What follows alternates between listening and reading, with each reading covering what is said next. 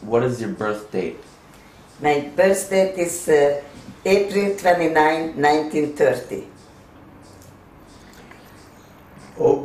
July 28, 1928. And what is your maiden name? My maiden name is Mérai Györgyi Agnes. Agnes was my Hungarian name, which I used later on in this country also. I dropped my middle name, which was Georgina. In this country it was not very well known. It was a very well-known Hungarian name. If you were a girl, they called you Georgina. If you were a boy, they called you George. What city were you born in? I was born in Budapest. Born in Dunaföldvár, which is a small town about 90 kilometers south of Budapest. Did you grow up in Budapest? Yes, I did grow up, and till the age of 6 I was at home. I didn't go to kindergarten. My mother raised me by herself with my father, not wanting to expose me to the Hungarian kindergartens, which were not very good in those times. And when I became 6, she sent me to the Scottish Mission of Hungary to schooling, because they were the best school in the area. They embraced Jews, first of all, and they had 2 foreign languages in the curriculum, which was German and English. So you learn the foreign language from the age of 7, which was very important. It was sort of a private school. Yes. Did you grow up I grew up in the town where I was born, in Dunaföldvár, which is on the shores of the Danube, which runs also through Budapest. And my father, in the 1930s, or between 28 to 30, there was a big depression which was lasted a couple of years, which was the outcome what happened in America and all worldwide. And he lost his grocery store, and he started to re-establish himself in some other profession, like he became a vendor for fairs, and and he knew most of the officials in town, so he was acting as a go-between between the official clerks in behalf of the peasants who were uneducated, and made for them the possibility to get loans. It was a very bad year for the peasants. The crops were not producing as it should be, so they were all devastated. And that's how many Jews forced to find other means of support. And you lived there until the war started? Till I was 1941. And at that time, I went with my mother to her parents in Sopron, which was a border town to Austria, only about 4 or 5 miles from the border, because her parents were basically German and from Pozsony. It was Ödeburg. Well, the name was Ödenburg at the time, but in Hungary they called it Sopron. And I was there for about a year, and I was helping some people who were in the professions of storekeepers and the middle income people who needed and helped broken up families. So my father was forced labor camp, and my older brother was taken by the Germans. Most of the Jewish population who were not in Budapest, they were all transported to Germany. So my mother found it that we should go after 41 to Budapest, because the largest city where all the Jews congregated, who could escape from the small towns and the villages, and this swelled up the Jewish population of Budapest at that time.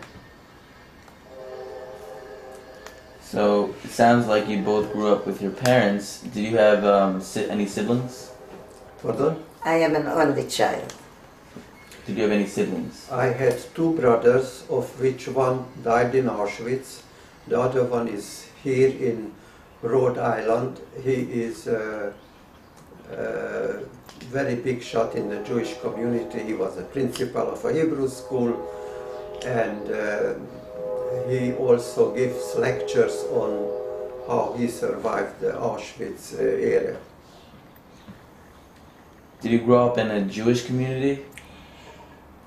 Not quite. I did learn religious things. Twice a week we had religion classes, but I did go basically to a non-Jewish school, which was called the Scottish Mission.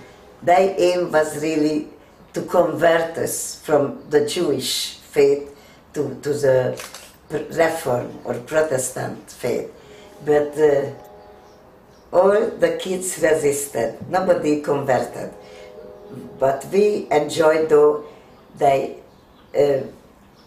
liberal attitude toward us. And they gave us an education, and they were very nice to us when all the other schools in the city discriminated against Jews, and they didn't let us to go to school.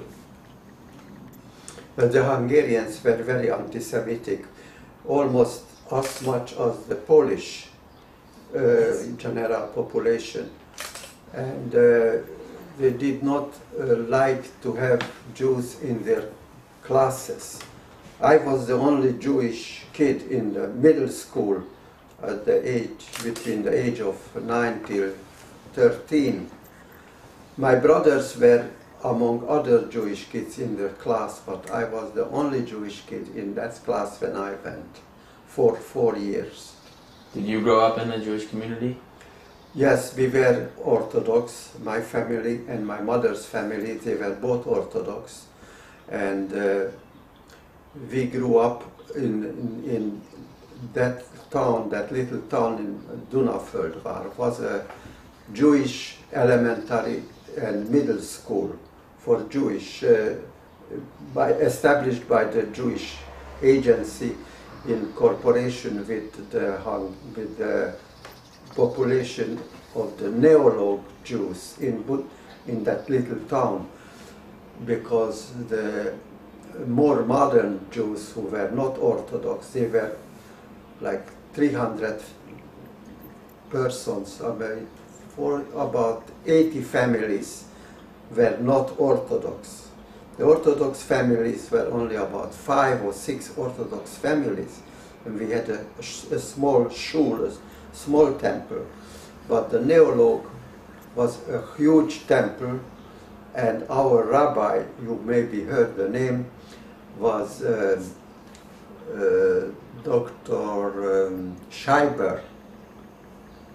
Maybe you heard. Scheiber, okay. He was Dr. Scheiber, who became, after the war, one of the biggest rabbis in Budapest.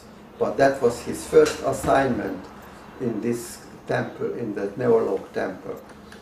So we got, I got bar mitzvahed in my grandparents' home in 1942, 41 or 42, and I was 13. And my father was in the forced labor camp at the time, and my mother was already in Budapest serving with these two ladies. So both my parents were not in my Orthodox, in my bar mitzvah, just my grandparents and cousins and such. Mrs. Adler, was your family religious before the war? My mother was traditional. She was a teacher in the Jewish orphanage. But my father was never religious. He was a scientist, and he was a very liberal man, and he believed only in music and mathematics. He didn't go too much to the Jewish temple except to play the organ. So can you describe to me what kind of activities you did before the war started? Mostly I did activities which were connected to the school, and I was a bookworm. I did read a lot of books, and I was also a student of a very advanced teacher for those days. He was an Indian yogi. It was 1940, and I was his student from 1940 to 1944. I did believe wholly in the principles he talked about, which was mostly spiritual values and taking care of your soul and body together. She still does yoga daily. What kind of activities were you involved in? Mainly sports like football, the Hungarian way, It's called soccer. Soccer. Mm-hmm. And There's no football in it. I have only Jewish friends at the time, because the Orthodox, they did not mix with the non-Jewish population. The Neolog Jews, they did mix, and they went to trips around the town, to different forests and Orchards and stuff, and sustain themselves what fruit they could eat, because most of the Jewish families were struck by the turn of events economically. So the kids were underfed and not taken care of very well. When did you first notice signs of anti-Semitism? I think from 1933 on, it started to build up slowly. But by 1939, when the Hungarians joined the German and they became allies, then it became earnestly. First,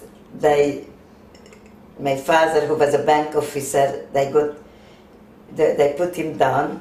They retired him forcibly, and then they took him to a work camp. Forced labor. And nobody could be not aware of the events, because it was well known. As a matter of fact, my father really wanted to emigrate in 1939. He thought to go to Montevideo as a mathematician. But my mother was afraid to leave her old environment and all her friends. And she said, I don't want to leave everything to go to a country where I don't speak the language. And I myself, though, from 1940, I was Zionist, because I did get this small education in the school. There was a Zionist cell who tried to educate young people to go to Israel and after the war and build a different life.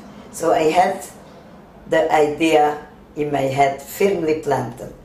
I never wanted to go to the Protestant church, what they educated me for. I just took the education and deep in my heart hoped that one day I will get to Palestine. Do you recall any specific anti-Semitic events against you personally, or no? It went on and on for years.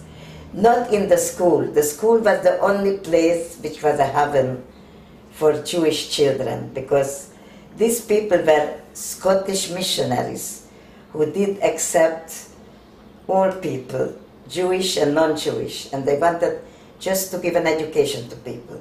But as soon as you went out, in Budapest, there were many people who voiced their opinion that Jews, that Hungary would be better off without Jews, because the Jews were very powerful, affluent, and the most intellectuals were Jewish. The doctors, the lawyers, and the best businessmen, they were all Jewish. And Budapest cultural life was based in the theater and in business. It was based mostly on very capable Jewish people. And those were the first they eliminated in 1943-44. They took all of them away to Auschwitz or to other concentration camps, took away their businesses, and most of them never came back. But before that, many of the Jews took partners who were non-Jewish and signed over the name of the business to those people who were having all these fancy Hungarian names, and survived about up to a year with this partnership. But it did not help anyway. But for that 1 year, they survived as Christian partners with their business. And slowly but surely, they were all moved over by, taken over by the Christian partner, because they were taken to forced labor camps. What happened in the Hungarian government, there were a lot of changes.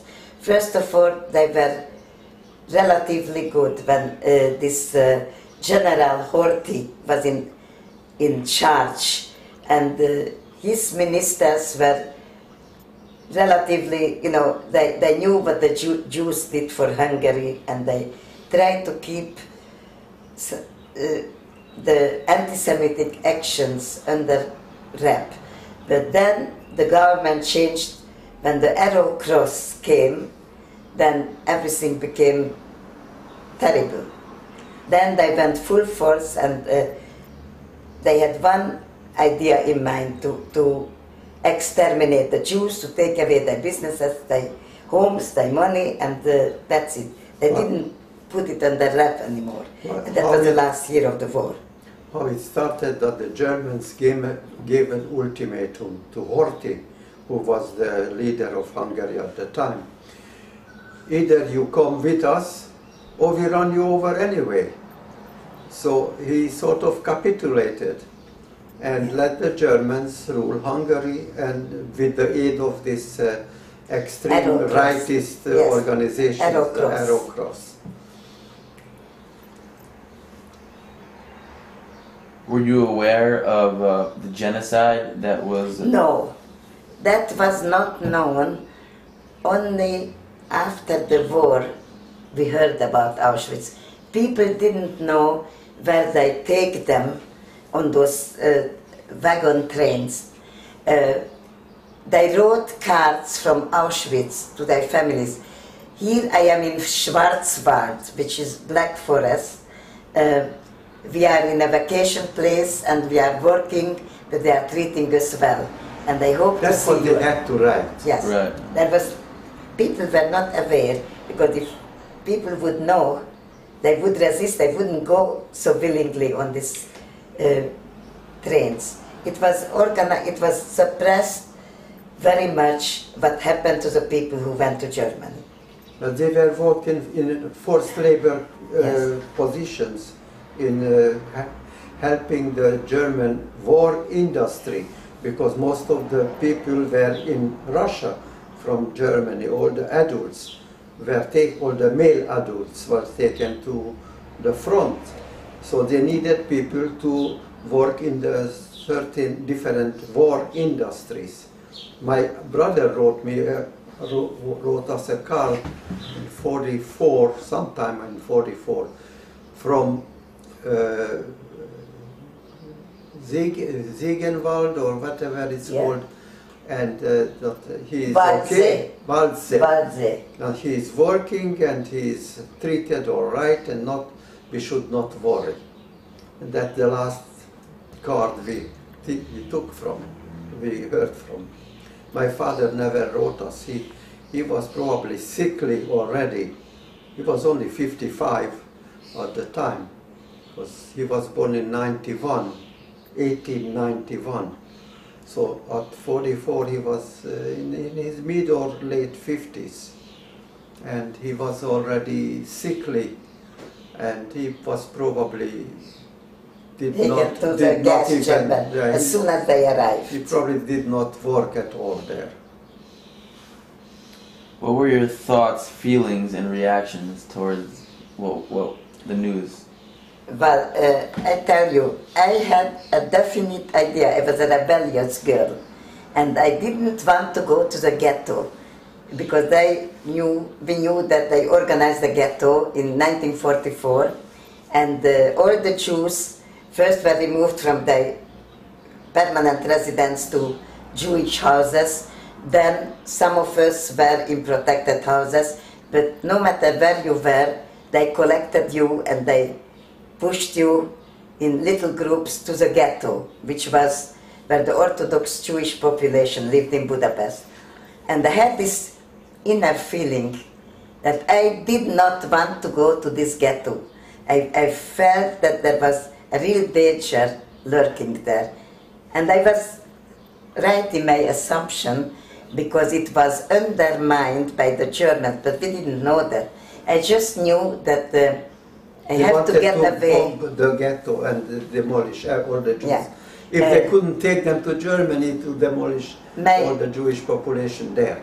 My mother was taken to the ghetto, and I said to her, I am not going with you. And I hid myself in the Swedish house. I went to the basement, and that's where there was a bunker in case of bombs falling. Everybody ran there. And there was a bathroom with a little curtain, and I hid behind the curtain. And I waited till the Arrow Cross people collected all the people, marched them away, and after 2 hours at night I came out, looked around, took off the yellow star, and started to walk the streets of Budapest, assuming an identity as a refugee, because there were a lot of non-Jewish refugees who were bombed out from their houses. And I wandered the streets, and every night I slept under a different gate. And once a Jewish man asked me if I would go to his pharmacy. He used to own a pharmacy in the other part of Budapest. If I, as a 13-year-old girl, would go on the trolley bus and take out this nitroglycerin, which was for his heart. And I agreed to go. And on the bus, on this public transportation, I saw this guy who turned out to be Raoul Wallenberg. He was sitting like any other person on the subway. That was the easiest way to transport. I don't know, it was October already. He was in a coat and in a fedora hat, and I just saw you were very much aware of your surroundings in those times, because you were in constant danger. And I looked at the guy, and he had a good face. He didn't look like he was aggressive, just a young middle-aged guy who was sitting on the seat. And I looked at his flag, and I talked to him in German. And I took all my courage, because if he wouldn't be, if this Swedish flag would be a deceptive measure what he was wearing, then he would give me over to the police, if he would be German or Hungarian. And luckily for me, he was who he was, and immediately he whipped out,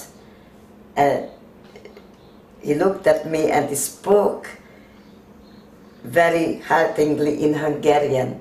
And he said, "Go to Baros Street 63 and tell them that I sent you." And he signed his name, which I couldn't read because it was a scribble.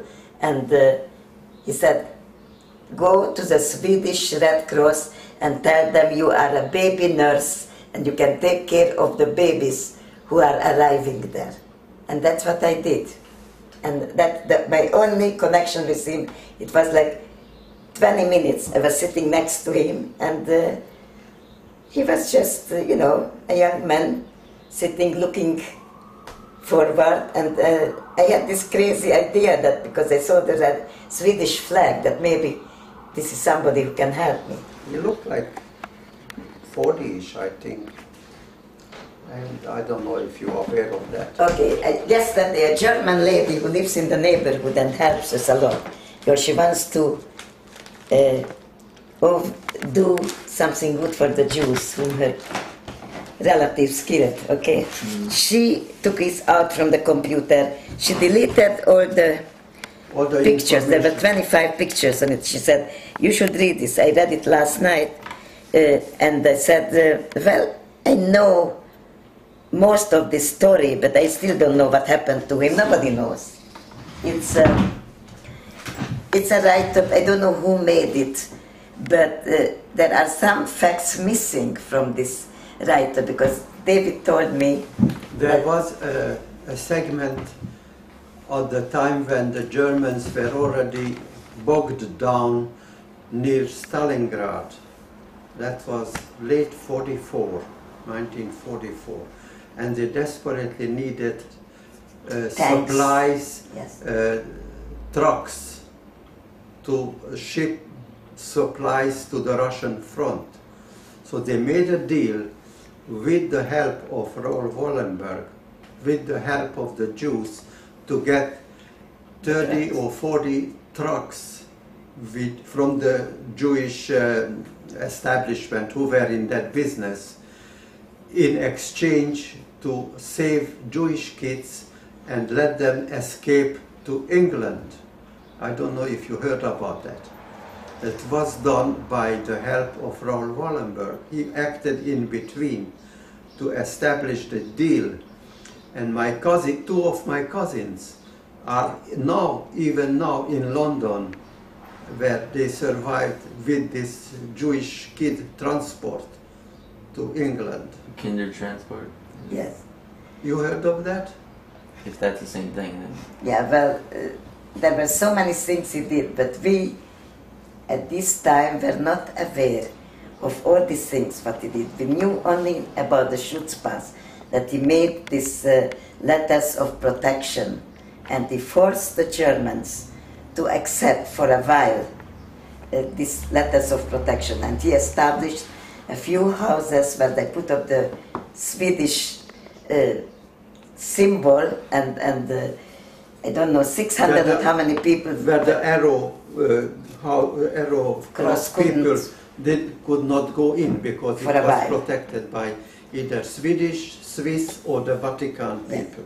But in the end, they didn't accept anything. They took the people anyway. And when I realized that this is still not a safe place,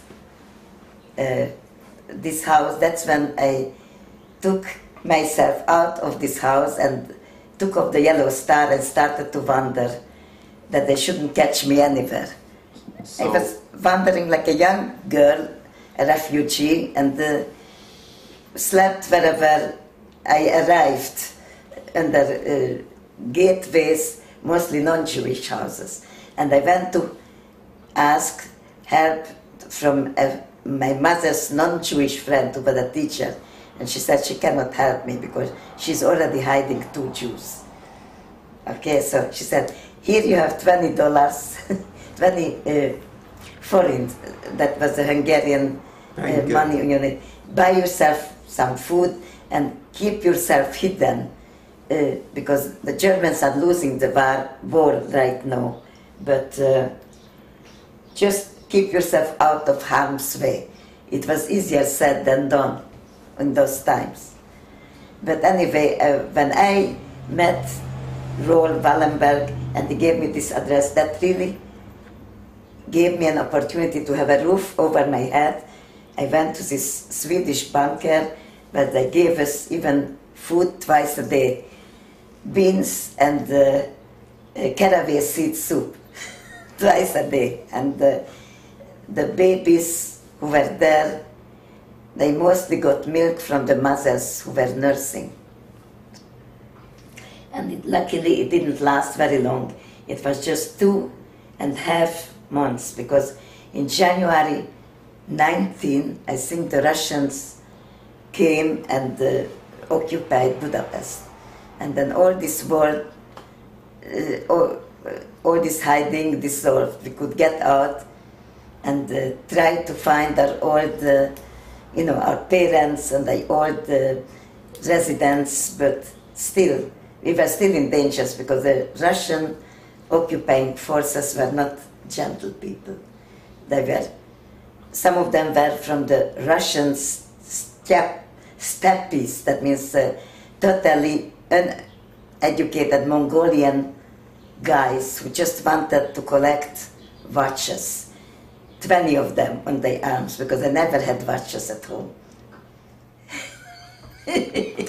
They said, "Давай часы." Yes, and then you have to give me the watch. Yes. And they were, all collecting bedecked yes. with For them it was a real treasure. In Russia, in the backward parts of Russia, people were so poor that they had nothing under the communist era.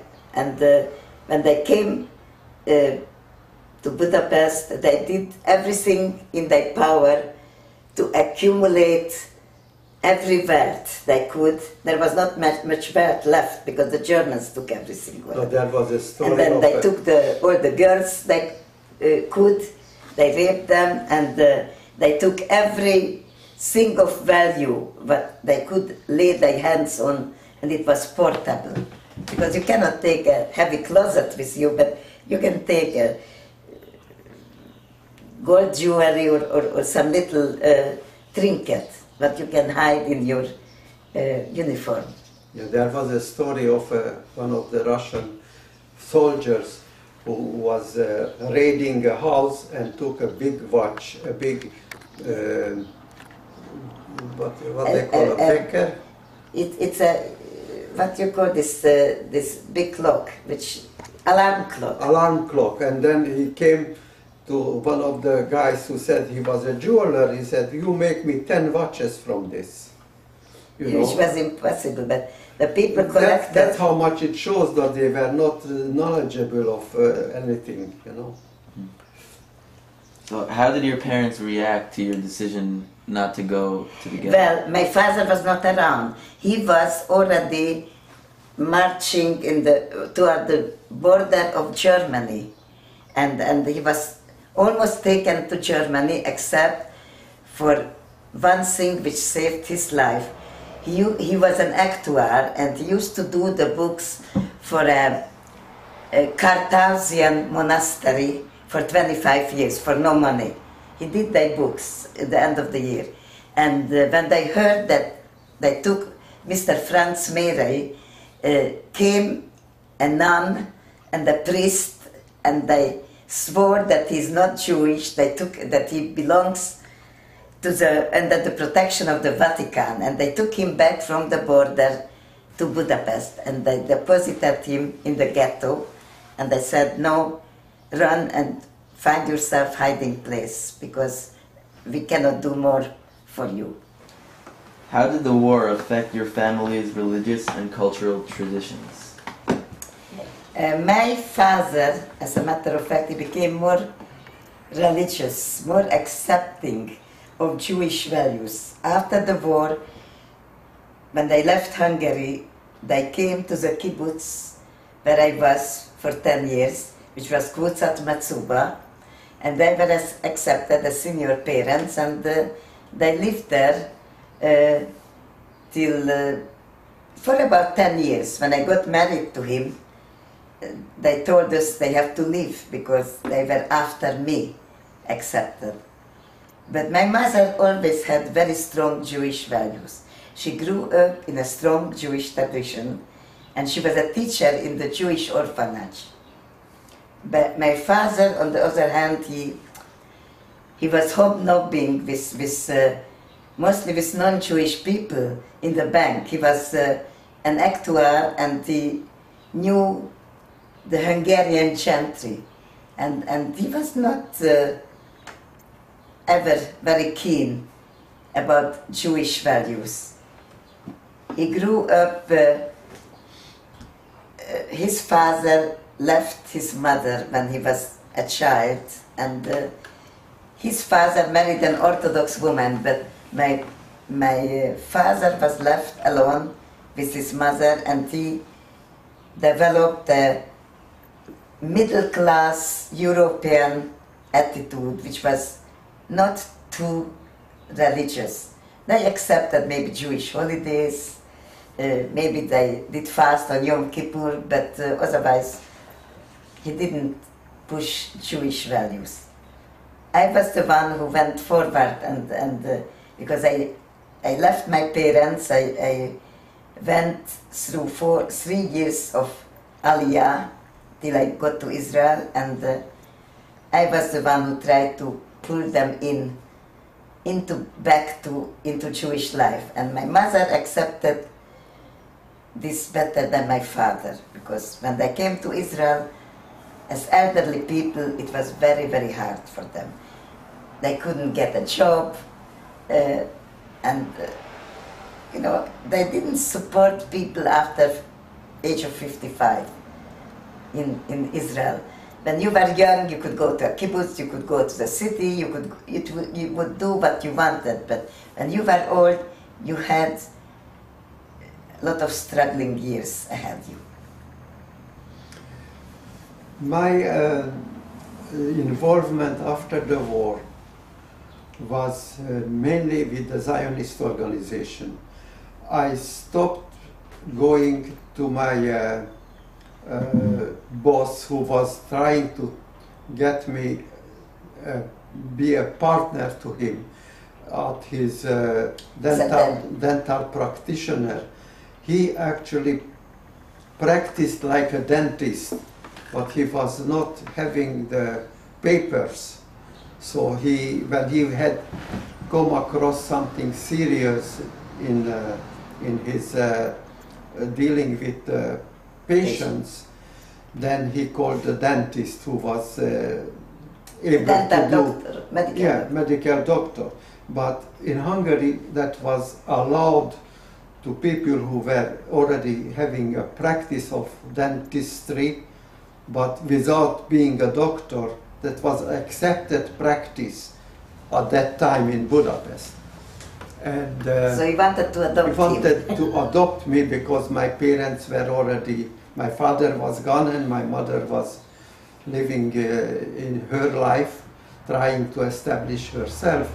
So And he had very good hands, but the main thing is he realized that this kid had very good manual dexterity, and he thought it would be very helpful in his practice. So at that time we were bombarded with a segment of the Zionist organization.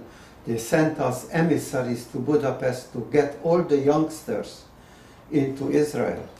So they established a summer camp on the lake of Balaton, which is the biggest lake in Hungary, and established a summer camp for Jewish kids, which was godsend for us, because there was food, there was girls, there was dancing, there was, you know, a community for the, well, what is it, 2 weeks or a month? Yes. But the thing is that he asked... But there were a lot of propaganda for Zionism. That was the main issue. And after this camp, I joined a group in Budapest. I left the dentist and moved into this, they call it Micha, Middle Hachshara, toward life in Israel. So they started to teach us about Israel, about language and community life. So we had already preparation to go to Israel. And she left with a Zionist youth group. So she went to Israel in December 45, and I went with another group in January 46. And It's another Zionist movement. I saw her in a group meeting in Budapest. On a Friday night. On a Friday night, Yeah. get together for youngsters. There was food, there was dancing, there was girls, she was reciting her own poetry, and I said, oh, that girl, maybe I get close to her, you know. Then for 10 years I didn't see her. She was in a kibbutz in Israel, and I was in another kibbutz in the south, in the Negev. She was in the north, in the Galil, and I was near Yad Mordechai, which is near Gaza. We were 5 miles away from the Gaza Strip. So all the new establishments of the kibbutzim were in heavily populated Arab or close to the border areas. So was she near Hanita, which is right near Lebanon. Yes, And West Galilee. and I was right near Gaza. And that's how they put up the kibbutzim, to be sort of like an army post who was doing the work in the field, and in the night you were patrolling the area with guns. So we could get 4 or 5 or 6 hours sleep a night. That was good. So she spent 10 years in a kibbutz. I spent 5 years. After that I was in the Israeli army for 3 years, and later I was in Tel Aviv and enrolled in the Avni Institute, which was Academy of Art. Painting and Sculpture, Institute of Painting and Sculpture in Tel Aviv. And that's where I met her again, second time. I recognized her. I don't know if she recognized me or not. I did not.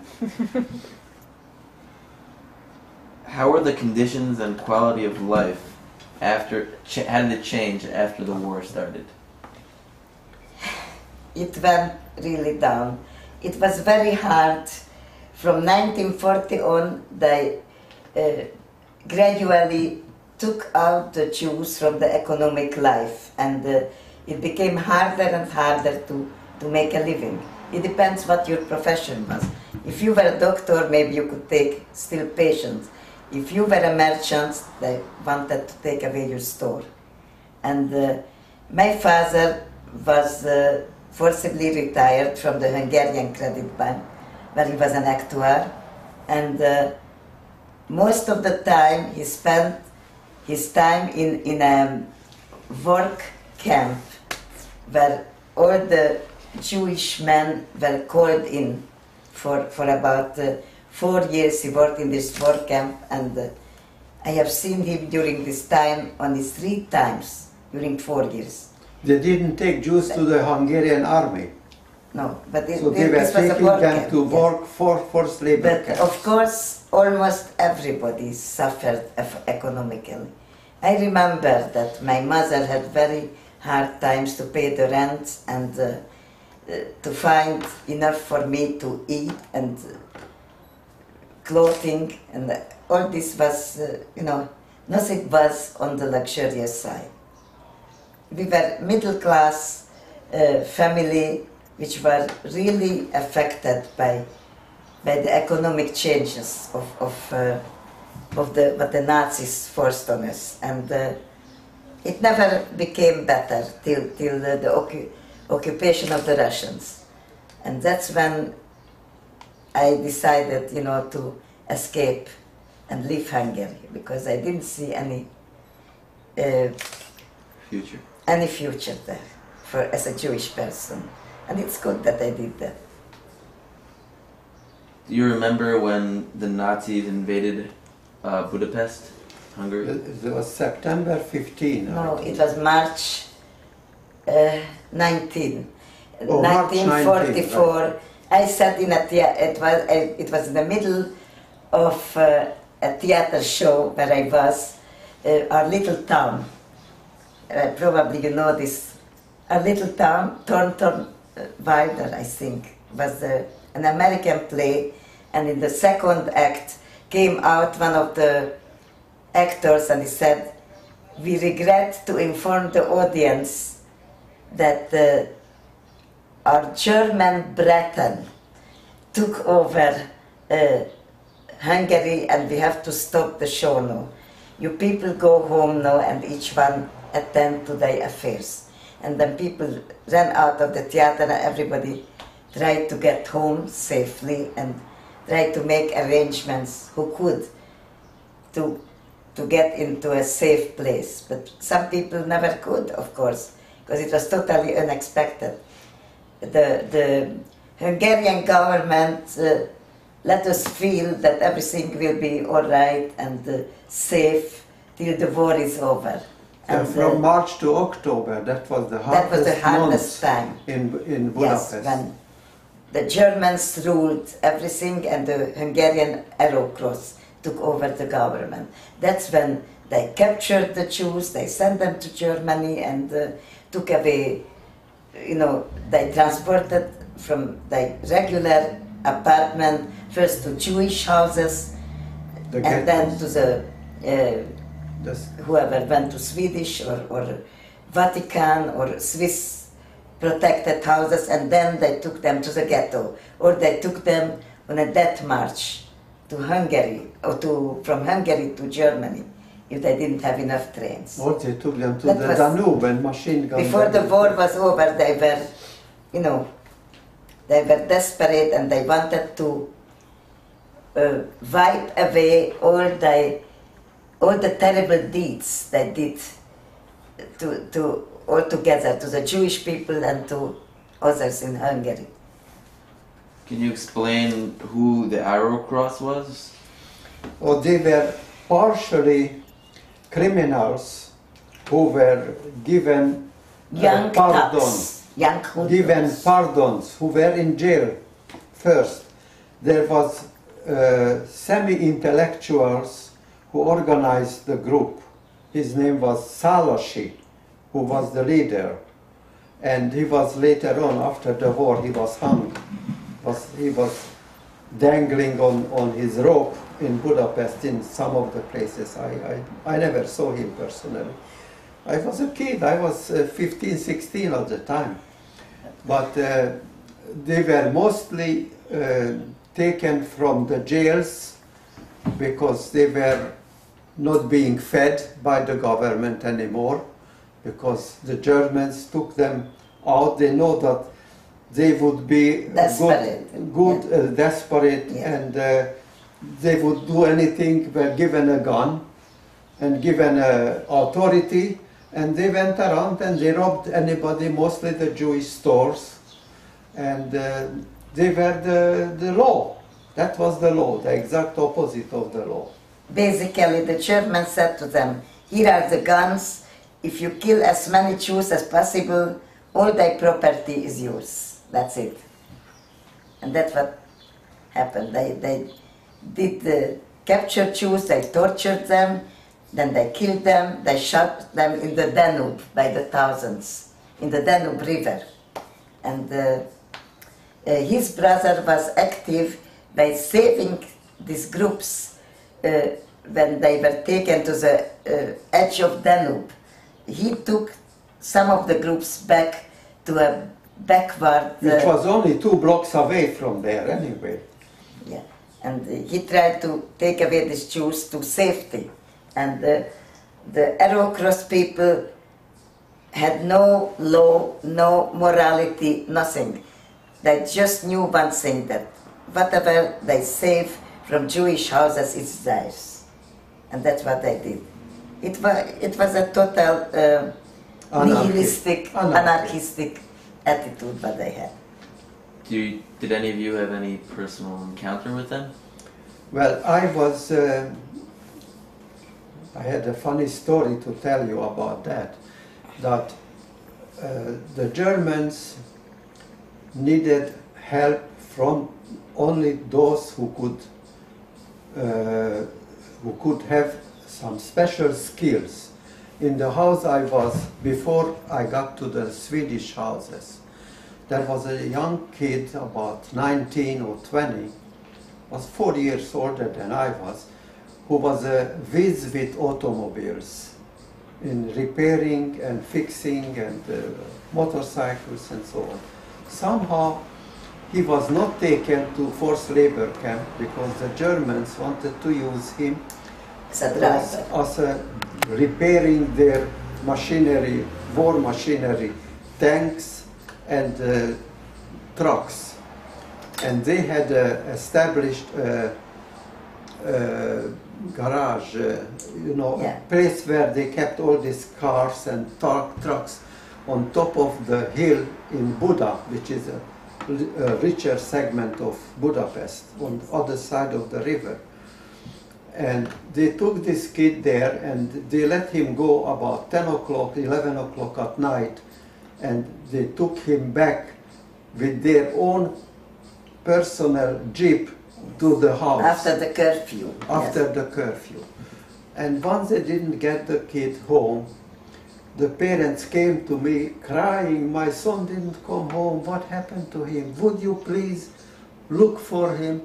Why me? Because I was, sort of also a rebellious kid. I took off the yellow band, and since I had a work permit, I was in the forced labor group among people who were over 65, were not taken to forced labor camp, but they were taken around Budapest in bombed away houses to save some ammunition where they were bombed by the British.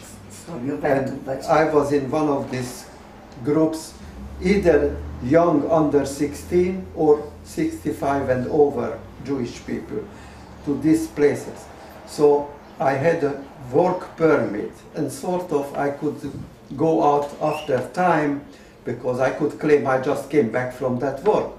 So I took off the yellow star and I went up to the hill and find his workplace in the German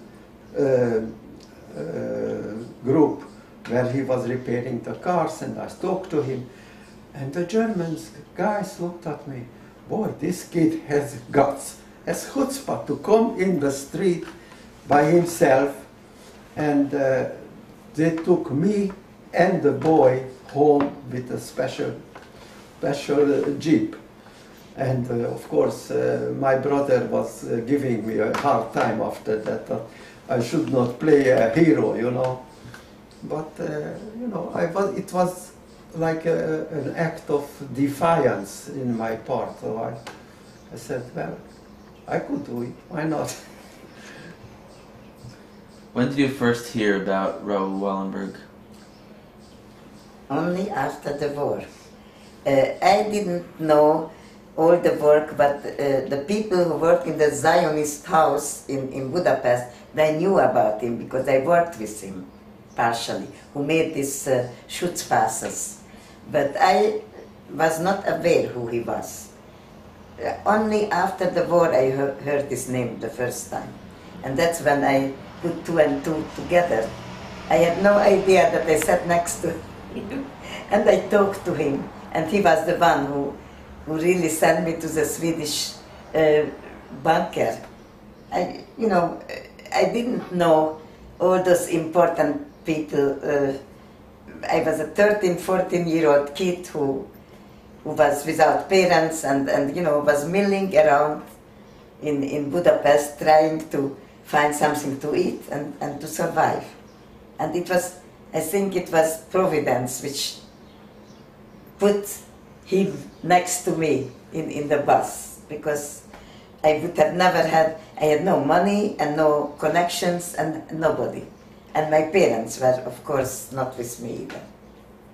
But after the war, when I went back to see our old apartment and I heard about him, I was surprised that the Hungarian government didn't do much to keep his name. I think many of the Jews wanted to find out what happened to him, but nobody ever could. As long as the Russians were in power there for 50 years, nobody could get the truth out of them. But know that the Cold War is over. Maybe one day there will be an answer, and they will tell what really happened to him, because some of them think that he died in 47, and some of them, some prisoners told that 12 years after his capture, he was still alive in the Lubyanka Russian prison in Moscow. But nobody, nobody knew anything for sure. My cousin, one of my cousins, was taken to Russia after the war. He somehow survived in Budapest as an underground supporter. I don't know, he was religious. I don't think he ever had a gun in his hand, but somehow he joined the underground. But after the Russians needed people to stock up on the stores which were all boarded up in Budapest, and they needed people to go and raid all these stores and stock up the Russian trucks to give food and other supplies back to the Russian advancing army. So he was one of them, was taken in one of these raids for young people on the street. We were all raiding the stores after the war, because that was the food, that's where the food was hidden away. And I survived by grabbing 2 boxes. One was matches, a whole big box of matches, which was worth more than money, more than anything. And I could trade it for food, for sweaters, for earmuffs or anything, clothing for winter and everything. So that how saved me, by raiding these stores right behind the Russian soldiers. They were all smashing up the store windows and barricades and raiding the stores. And they didn't take me to Russia, but my cousin, who was like 5-6 years older, he was in Russia for 5 years and came back on foot all the way from Russia back to Budapest. We thought that he is gone. And he came back, he survived. He lived after that in Williamsburg in Brooklyn. He just died a couple years ago. But Wallenberg wasn't the only one who was taken to Russia among the young population. Maybe they didn't even know who he was at the time when he was taken. Maybe They knew. They knew? Of course. When did you first hear about Raoul Wallenberg? I heard from her. I didn't hear about him because I was not involved. Full young kid was involved with high diplomacy, We were not involved. How did you hear about the Swedish house or the safe houses where you were? That was a funny story. My mother had connections with these baronesses, and they said that there is a group of Swiss people they knew who established a house, but you cannot get in unless you have a paper. And it was like a fancy certificate. And she got in touch with somebody who was very good-looking, young, I don't know if he was a diplomat or not, but he said, I'm going to get you a paper if you do something for me. My mother was 45 at the time, very young, good-looking lady. That's her portrait over there. Later years, she drew her. And she was very intelligent at the time, and she got in touch with this youngish guy who was in his 40s, 50s, and he got her a paper to the Swedish. I don't know what she paid back for him, but that's up to you to think. Anyway, she didn't tell me how she got the paper, but that's how we got into the Swedish house. Because mostly the very influential people got the They charged a lot of money, like 10,000 Hungarian money, like $1 in those times. And if you didn't have the money, then it was very hard to get this paper. So people who were poor, they couldn't get this paper easily. Mostly influential people who get somehow close to this group who were able to get into this paper, who copied, and at that time copying wasn't in a very high mode like it's now. So they used some... There was a house where the young Zionist people congregated. The Jewish underground, yes, mostly. and they copied the papers what Raoul Wallenberg did. He did originally, I don't know, 8,000 or 10,000, and they made this into 15,000, I think. And these young people gave papers to those who couldn't afford it, because very few were so privileged that they could pay 10,000 Hungarian units for this paper. But the Germans demanded a lot of money and a lot of merchandise in order to save their own soldiers. And the Jewish community members were pressed constantly to give them money, gold, trucks, merchandise, when they didn't have any more. So money was a very important thing. And Raoul Wallenberg went over this. He just tried to save anyone he could reach. But we didn't know that in those times. We just heard after. Just a question. This paper that your mother got was a Swedish or a Swiss? I never saw You that. never saw it. I just know that we can go and we are safe. So they packed up a little We were not really very safe because it was right on the border of the Danube, 5-story house, and the house was bombed, and one guy who went upstairs on the 5th floor where he had a assigned apartment. The apartment were very close. He couldn't even shave or he went up to shave, and he was hit and killed by the British bombs who were bombarding Budapest.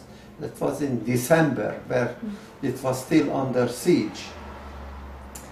And another question, sorry. The people who charged for these papers was not like Wallenberg people or the Swiss diplomats. No, this Well, was some intermediaries. Exact. Okay. yes. It was intermediaries who got hold of this paper and tried to Yes. copy them as well as they could.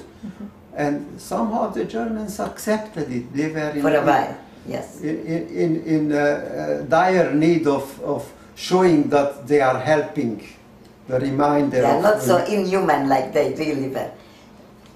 But the thing is, people also,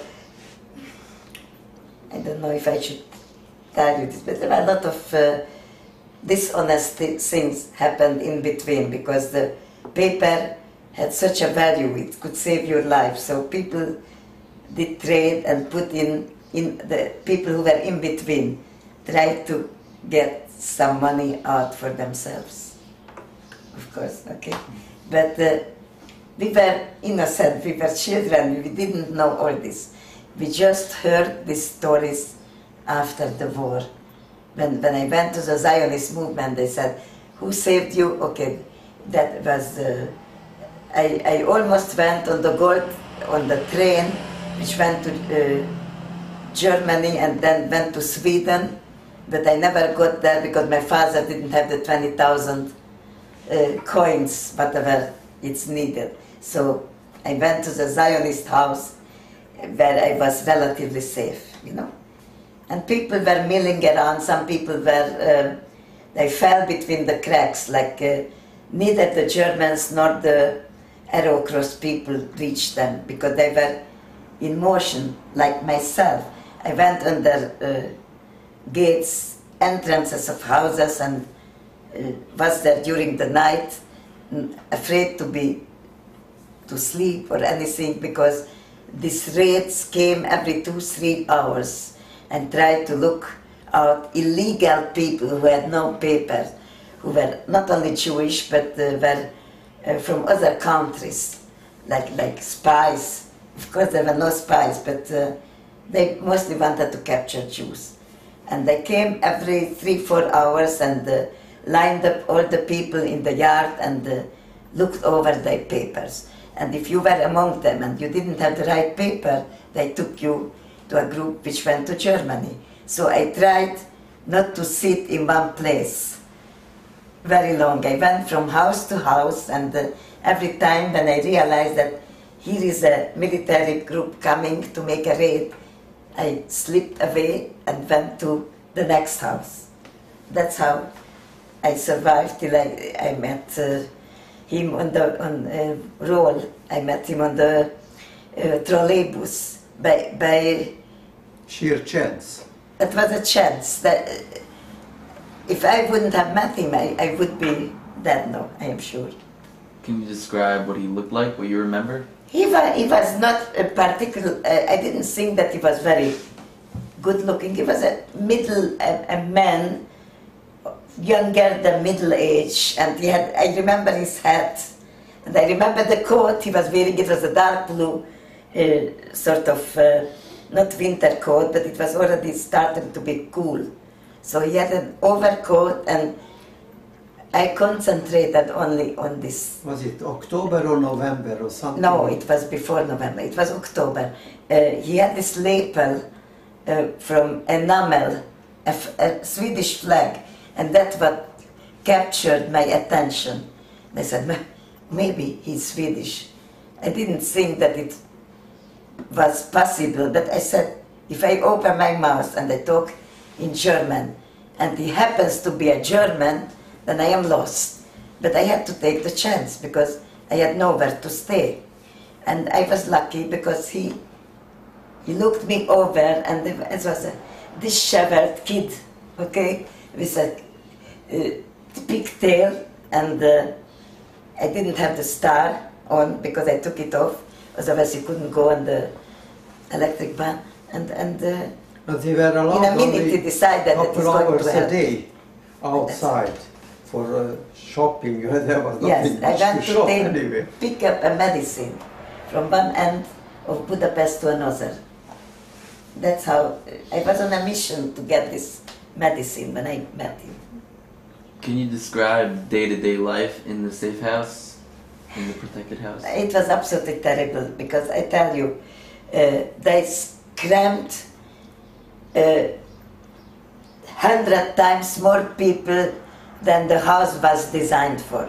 The house had maybe 50 or 60 people living in normal times, and they put into every apartment at least 32 people in an apartment where used to be 2 or 3 people, a family. Not an apartment, into a room. So it was every like over room. 100 people in an apartment. Yes, people were starving because there was no possibility to cook. Every apartment was overloaded. You had no place almost to sit. There were mattresses on the floor to yes, sleep and people on. sat, and children were crying, and people got sick very fast, and then they tried to get them into a Jewish hospital. It was not an organized life. Everything was dissolving, and everybody knew that somehow the end is coming for us. They had a very strong feeling of doom, okay? But there was no day-to-day life because you couldn't go out to shop. They gave 1 hour in the beginning for Jews to go out between 3 to 4 in the afternoon, when you could go out and pick up, according to your rations, a bottle of milk and 4 slices of bread, if you were 4 people in the family. But if they caught you 1 minute after 4 o'clock, then you were taken by policemen to a detention center. So it was a time of fear and intrepidation. You know, you knew that if some miracle won't happen, your life was over. But the children were not always aware of this, of course.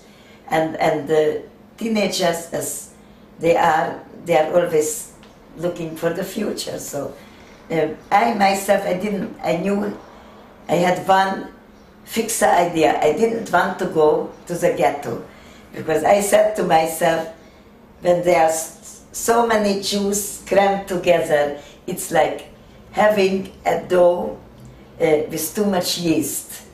A lot of smart people getting each other's nerves, and nobody can help anything, but they just discuss things, and it was not a scene I was looking forward. I liked always fresh air and walking out in the woods, and I decided to get away from this scenario. I said to my mother, I am not going to the ghetto. She said, what do you mean you are not going? You are not coming with me? They are going to capture you and they will shoot you immediately. I said, I don't care, I will hide.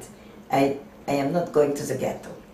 And that's what happened. I was in hiding for a few weeks, and till I met Raoul Wallenberg, and then I went to the... Yes. How did you get food, clothing, or other necessities in the safe houses? We didn't. What you had. Yes. And that's it.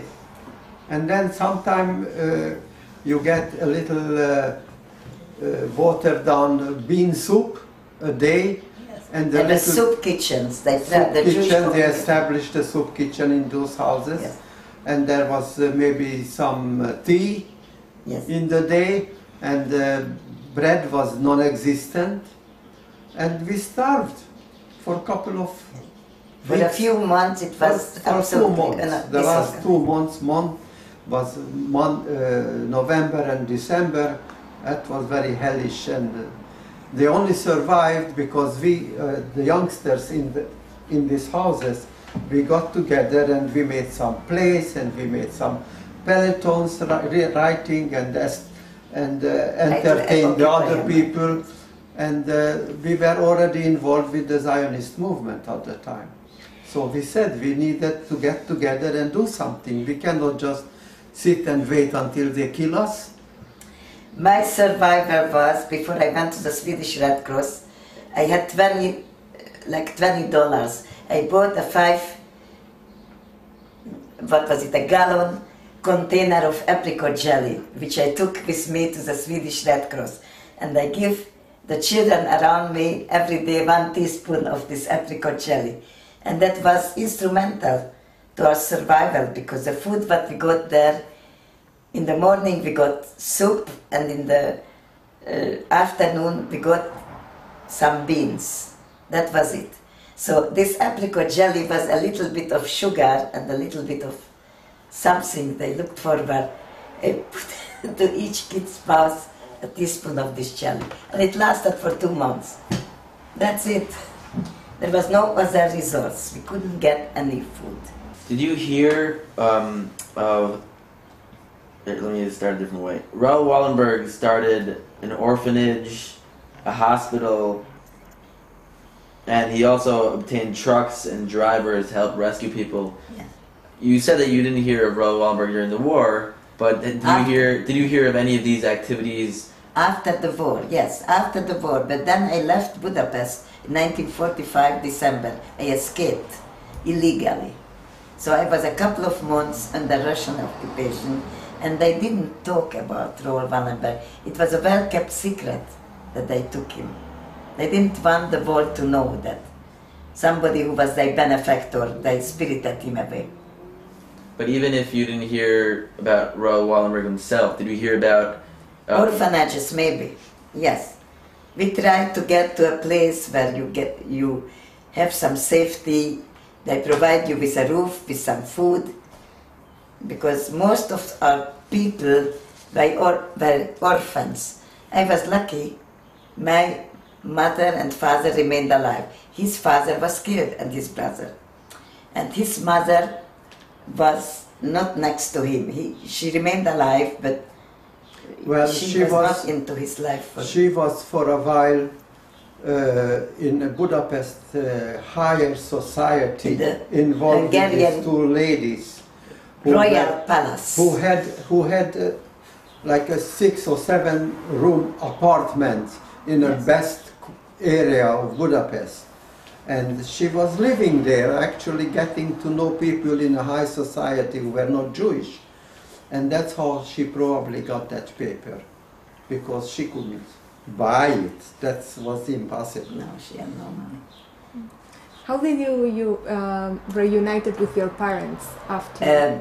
After the Russians came in, they said to us in the Swedish Red Cross, we have 3 more days of food left. After that, we will let you go, and each one is free to leave this for bunker yourself, and find your old life. Go back to your old apartment, see if some of your relatives are alive. So I left the Swedish Red Cross, went over the bridge and looked. I went to our old apartment. There was nobody there. There was a strange family living there, a Russian translator. And somebody who was the responsible for the house, he was like a janitor. He said, you know what? I saw your parents. I said, where did you see my parents? He said, go down to the underground part of the house where they keep the coal and the wood for the stoves. They used to have ceramic stores, ceramic Heating. ovens in each apartment. And that's where people kept a storage. The supply. And I went down to the underground part. It was total darkness there, and at the end of this basement I saw a light flickering, and somebody had a candle burning there, and I go there and I see my mother and father. I looked at them, I didn't recognize them, because my father, who was always clean shaven, he was a bank officer, he had a beard and he was totally white. When I saw him last, he was like 44, 46 years old. He was a youngish man. When I saw him after the war, he aged like 15 years. And my mother, she still had black hair. My mother I recognized, but my father, he didn't look like himself. And what happened, on the way to our old apartment, I saw a Russian woman, soldier, who looked at me, and she says to me, Barishnya. Barishnya means young lady, okay? And she gives me a present, a dead chicken with feathers without a head, which died under the bombings in Budapest. And she gave me the chicken, and I tell you, I looked at it, I couldn't believe that she gives me this chicken. And I said to her in Russian, spasiba, which means thank you. And I took the chicken and I walked with the dead chicken to my old house. And when my mother and father, when I found them finally, they saw the dead chicken. My father said, we haven't eaten for 2 weeks. Find a place where you can cook this chicken and bring us something to eat, because we are going to die of starvation. So I marched back to the Swedish Red Cross, but they had a big oven about this size, an iron, old-fashioned oven, and there were some coals glowing there. So I threw in through the door that chicken, which burned away all the feathers. And one of the ladies who had a little baby, she said, I cannot give you anything to prepare this. Here is some salt. Rub the salt on the chicken and take it back. It's already cooked from the heat. And tell them to take off the skin and eat the meat as it is. And I took back the chicken, again, 3/4 of an hour from the Swedish Red Cross through the bridge to our old apartment. And my mother and father took the chicken and literally ate it in 20 minutes. They were ravenous, you know, they were at the end of their lives almost. They didn't And give then, anything. no, and then my mother, in the end, when they finished, she said, "Oh my God, we didn't leave you anything, forgive us. We were so hungry." And this was a picture which remained forever in my mind, but I realized that I have to be a protector at the age of 14 and after my parents. They were protectors to me when I was a child, but they totally lost their role and everything during the war. I am just telling you this to give you a picture how people got out of their regular human form when, you know, when this war was over. And this was not the worst. People did really horrible things. They lost their humanity. That's what the Germans did to them. Were all the people in the safe houses Jewish, or were there any Yeah, non-Jews? they were all Jewish. You know what? Some of the people who refused to leave their apartments were non-Jewish. About Who 6 were or still 7. there in that Yes. apartment. They were And- not evacuated. And then they were They ready. resented it. Yes, and what they did, some of them were very sorry for all this multitude of people, and they went out during the day and tried to make some shoppings for the people. They tried to buy some fruit, some potatoes, and bring it back. They could do it because they were not Jewish. The Jewish people couldn't go to shop only from 3 till 4. There was not much to shop for anyway. Yes, it was hard to get even a potato, anything. But there were some good people who remained in the houses, and they tried, you know, to alleviate this terrible thing what happened, but not too many.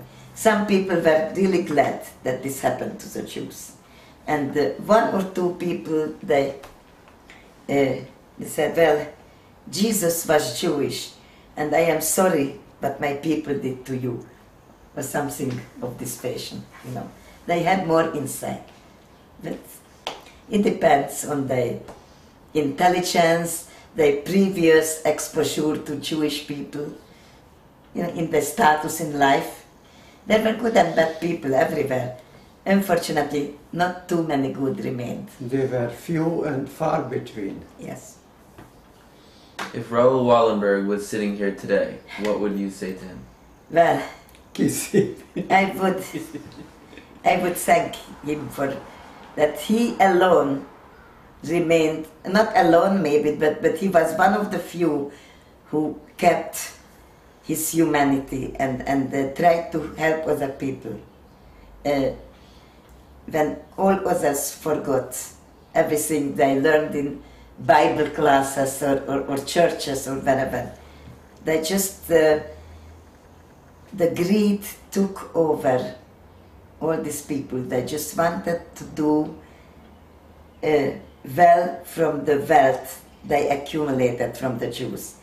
And Raoul Wallenberg didn't have to do this because he was a member of a privileged family in Sweden. That he came and he did what he did because he was an exceptional human being. I wish fate would have been able to pay him back for all the good deeds he did. But unfortunately it didn't happen. What do you think he would say to the world today? Well, he probably would be very active against Darfur and against all the things, because the war didn't become better. It became worse, if possible. I am sure that he would keep his humanity till the end of his life. He would be now like 88 if he would be alive. I don't know if he would be alive at all, but I am sure that after the war, if he would be able to go back to Sweden, maybe he would have gotten involved not in diplomacy, maybe in business, or he would become an architect, or what he liked to do. No one knows what could, you know, the future would have brought for him.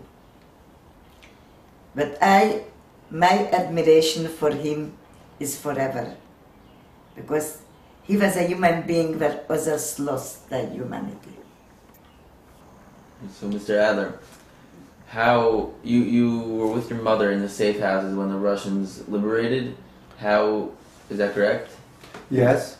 So how were you reunited with your brother?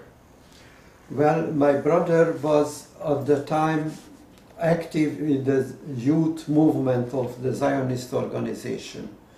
And when I left to Israel, he remained back, and he was one of the group leaders of 150 youth. And he came after that to Israel in 48 for the war. He was coming with the group, with a older younger group, like 20s, 19, 20 and 21-year-olds. And they were right away taken to the army. But he was not in the religious group anymore. No. He was in the Betar, right? He was in one of these groups who were highly motivated to leave Hungary to Israel. So they were in a young group, but was older than our group was. In our group, I was the oldest. I was already 17. And all the groups were from people who were in orphanages or lost their parents. And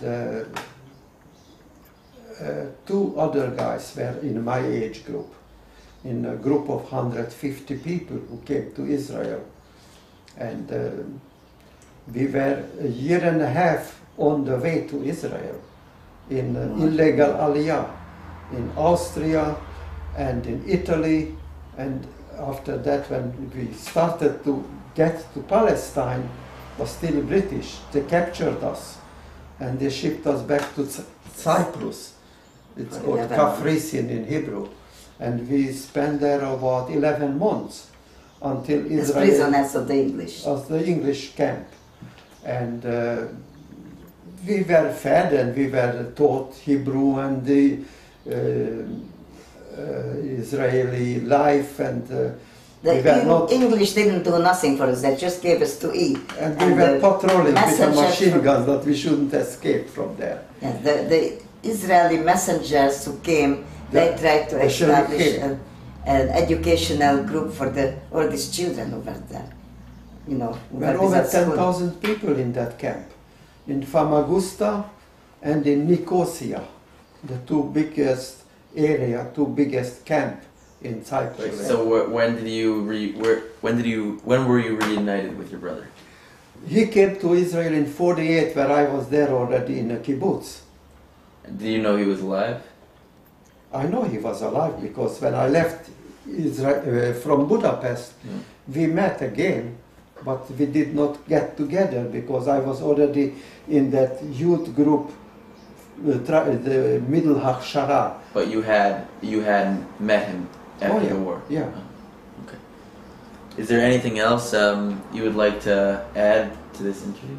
No, I think you know everything else what we would have to say, because I didn't have personal contact more than 20 minutes with him. That's the truth. and I just benefited from his action, and I am eternally grateful for that. And I tried, when I went back to Hungary, tried to find out more what happened to him, but nobody could tell us anything. I was back in 1986, when the Russians gave up, you know, the communist reign. That was, and Hungary started to be independent again, and things, you know, we tried to find out what happened after the war, because we were not in Hungary for quite a few years then. We escaped and we were on the way to Israel or in Israel in a kibbutz. But when I went back, I didn't get any information, even from my old school, the Scottish Mission of Hungary. All the teachers disappeared.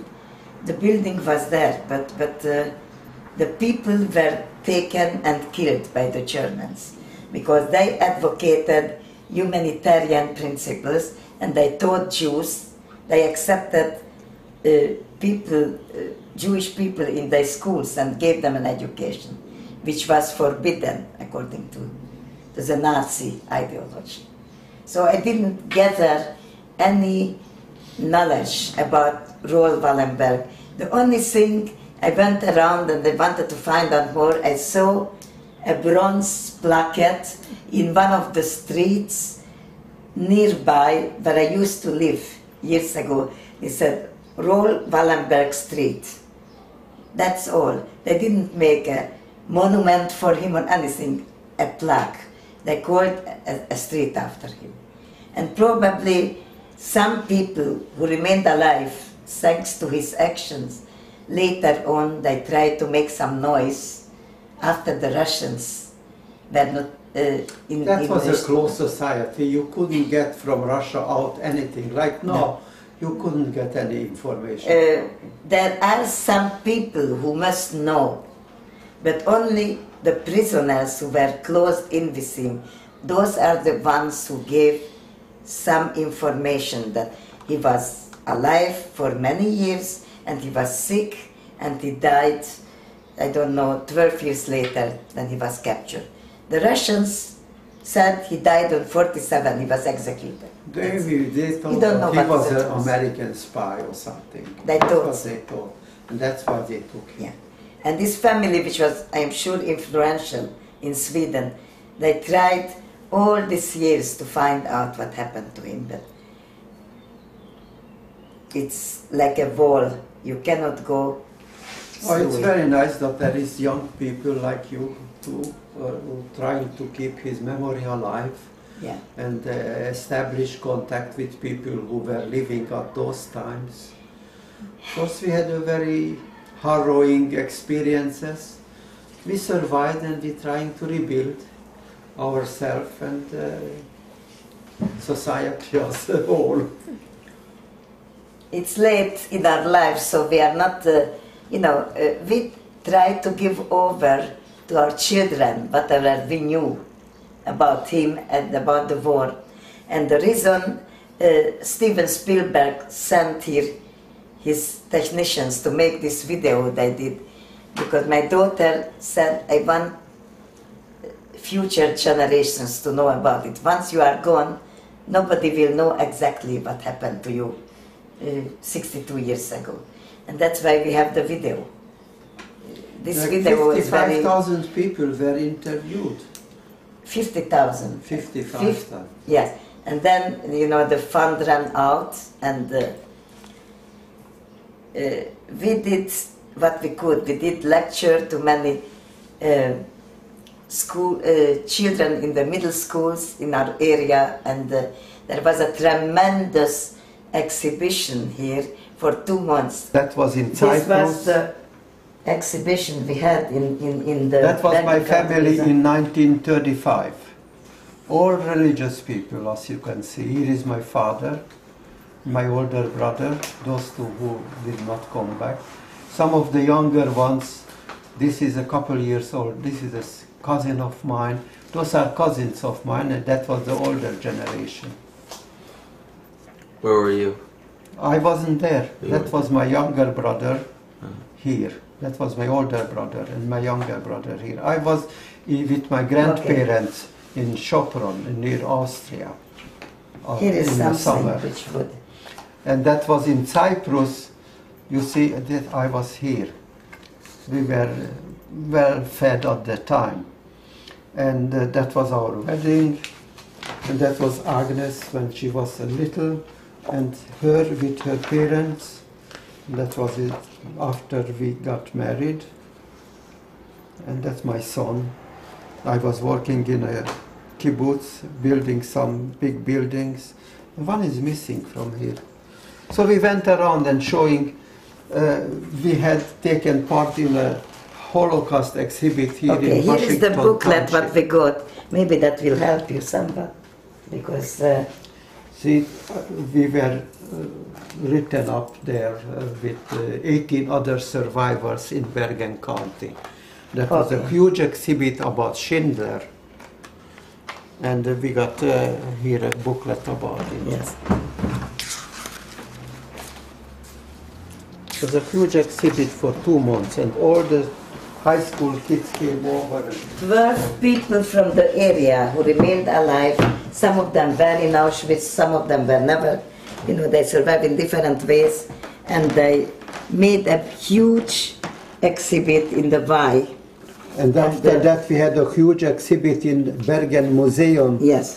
which was partially It's here. documented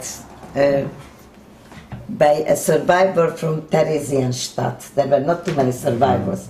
This is an artist who is now almost 90 years old. He lives in Paramus, and his father, who was some official in the German camp, he collected all the papers, and before they managed, the Germans, to burn it away, he collected them in a garbage bag and brought it to the United States and arranged it about 6 walls full of newspapers.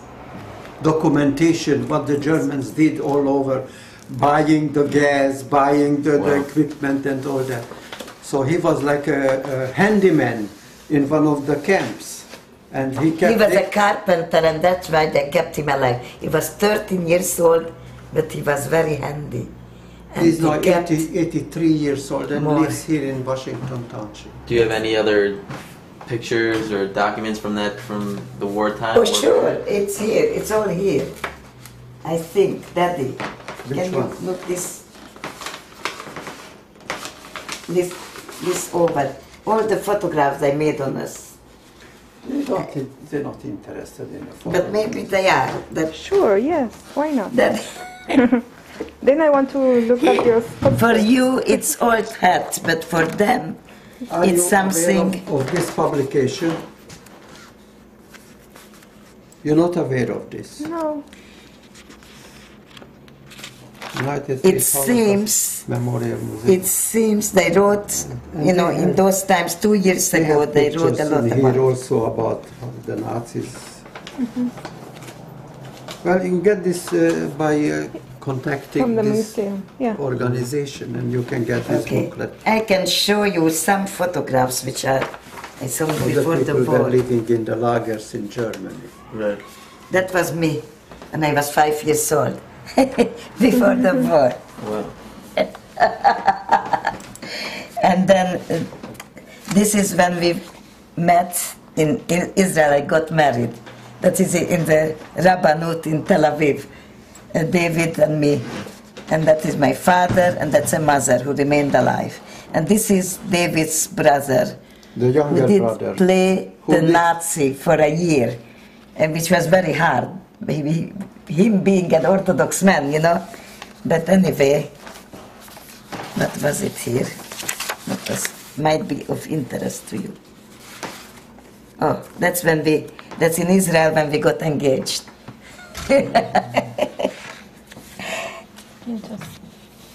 Yes. But for you, it's interesting maybe to find, this is a recent 3 years ago, a photo. That was It's a in beautiful our house photo. here. Yes. And that's you, right? With our sculptures and everything. Oh, I intend to get you to this exhibit in Washington Township, which is next down to here. This is David when he Yeah, I was saw a that. Oh, yeah, On the okay. other one. All right. So there is no... Oh, this is David's family before the war. Only 4 people remained alive from it. All of them were exterminated. No, This some was an Orthodox Jewish family in one of the little towns in Budapest, in next to Budapest, on the plain. And all these people, like history, Maybe 5 or 6 remained alive. These 3 girls, they are sisters of that's their mother. yes. And they remained in, what is it called? That One is in religious- Budapest, and 2 of them are in Israel. Yes. And all the rest, they took them on the trains to Auschwitz. And 2 of these boys are in England now. They were in the youth, the Transport. youth Yes, camp, yes. the youth transport Kindertransport. And most of them were, these little kids were yeshiva bochers, because that's what they did in Orthodox families. They sent them to the yeshiva to learn, to the cheder.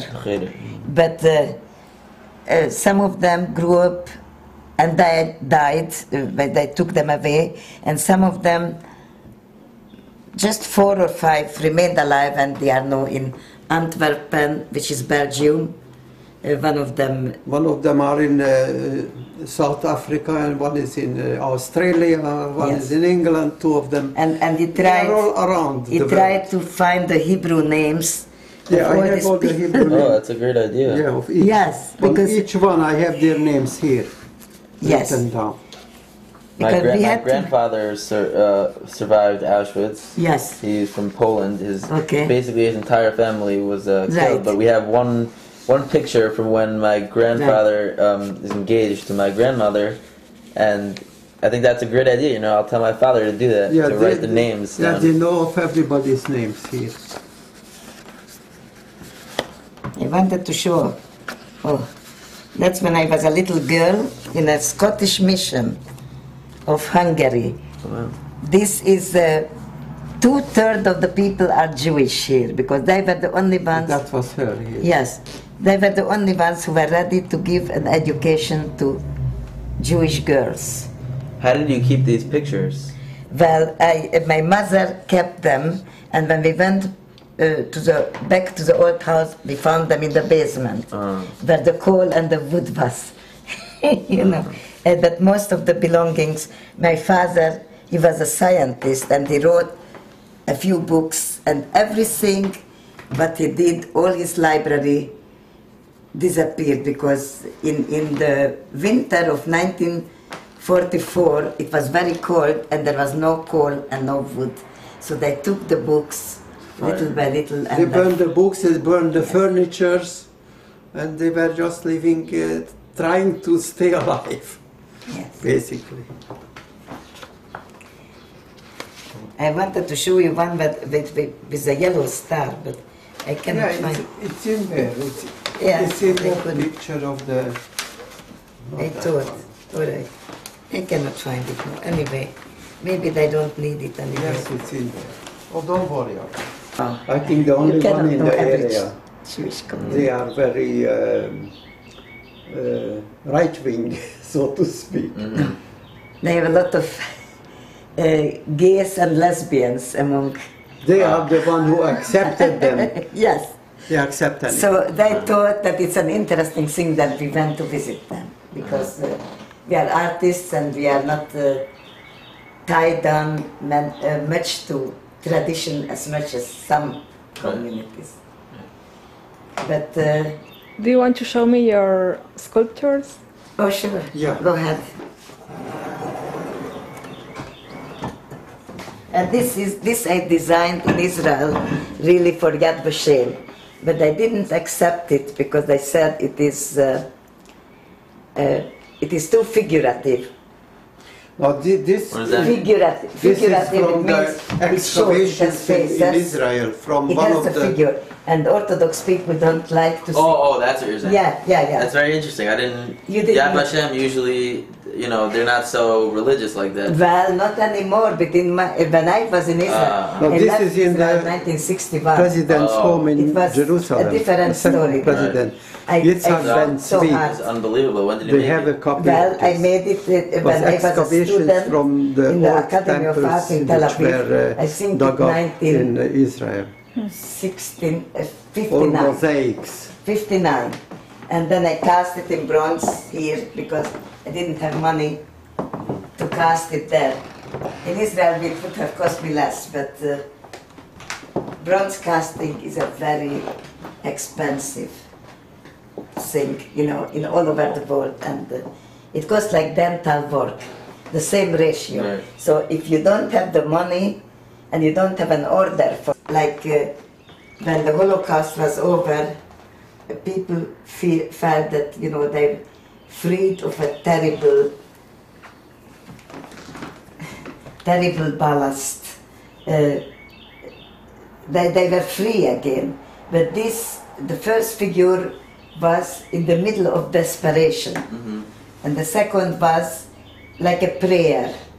And the third one, when everything was over, this person felt, thank you, God.